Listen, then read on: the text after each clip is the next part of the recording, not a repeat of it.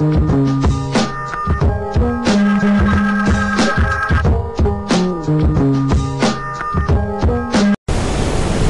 top. Hindi ito tsinelas at hindi din ito yung brand ng sigarilyo na nabibili sa suking tindahan o sa mga nagkalat na takatak boys. Ito ay isang rap Filipino battle. Conference Battle. Teka, ano nga ba ang rap battle? Kung pagbabatayan natin ay ang mga simpleng definisyon nito, ito ay labanan o tagisan ng galing ng mga kalahok kung saan ang rap o pagra-rap ang gamit nilang sandata. Rap. Ang rap ay isang genre ng musika kung saan kalimitan meron itong beat at magkakarime ang mga salita na binibigkas. Nauso sa tate at pinauso naman sa Pilipinas ng nag-iisang si Francis Magalona. Battle. Paligsahan, tagisan, kompetisyon, labanan, digmaan. Iilan lamang ito sa definisyon ng salitang battle.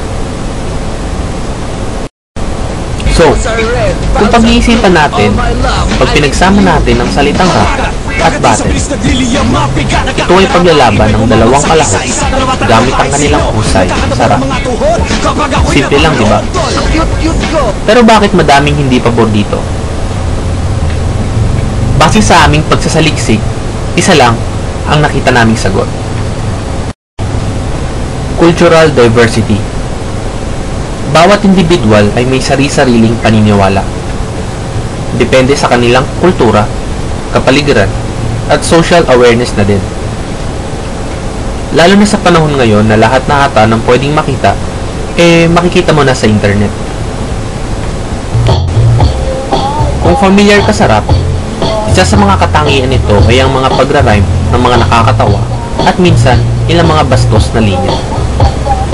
May mga below the belt na banat. Ito, gabi-gabi, ay ibig sabihin ng underdog yung gabi-gabi sa basement yung nanay mo, dinudog style ko! Pero sa aminin man natin o hindi, it's a form of entertainment. You didn't fuck my mom? That was my yaya. Siguro nga hindi lahat, pero sa ilan, nakakatawa ito.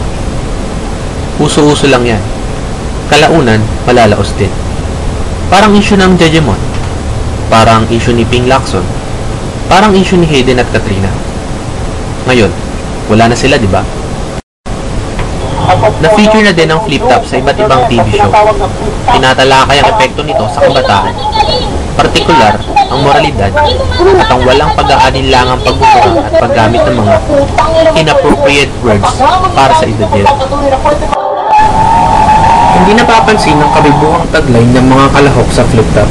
Puro yung negative lang ang nakikita, yung mga murahan at laitan, at yung mga hindi magagandang salita na kanilang mga sinasabi.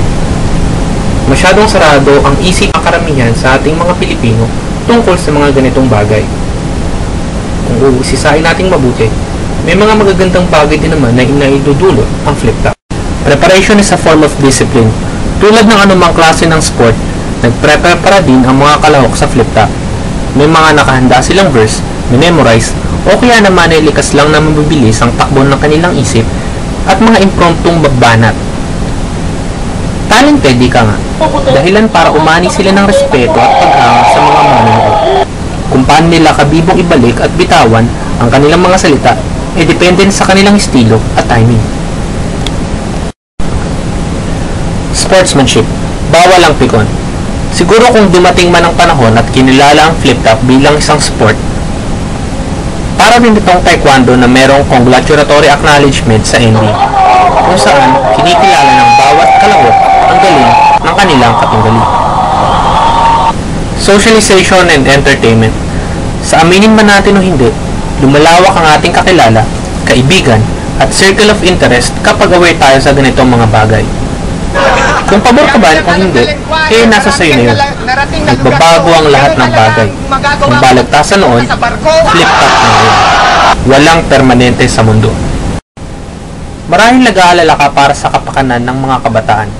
Dahil baka gayahin nila ang ganitong uri ng eksena. Mamili ka. Sila na sinasabi ang immoral na salita pero hindi naman ginagawa, O sila na hindi man nila sinasabi pero kitang-kita naman ang lahat ng mga immoral na kanilang ginagawa. Pinagsisisihan ko ito ng lubos.